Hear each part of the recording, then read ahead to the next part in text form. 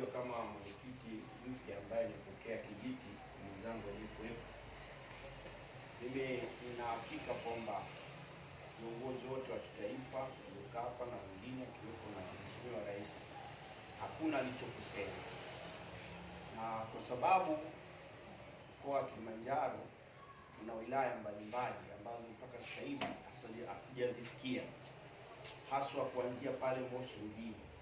Sasa kwa sababu nimeteuliwa kufanya kazi ya wazee, na hakika kwamba sasa tunaenda kufanya kazi na kamati iliyoteuliwa na kama na miradi, na hakika kamati iliyoteuliwa ni kamati thabiti, kamati yenye mwelekeo mzuri, tutashirikiana nayo, na mimi nitafanya kazi na hata na makamu wangu na wengine ambao mimi na hakika tutanyanyua ofisi zetu na wazee ambao watakaopenda kujiunga na chama.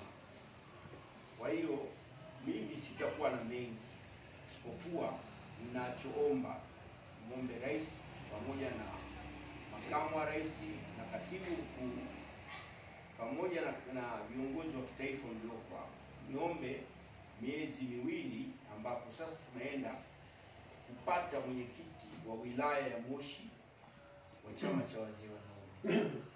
Kwa hiyo naomba mtupe subira hiyo, na tutafanya kazi kwa hali na mali. Asanteni sana.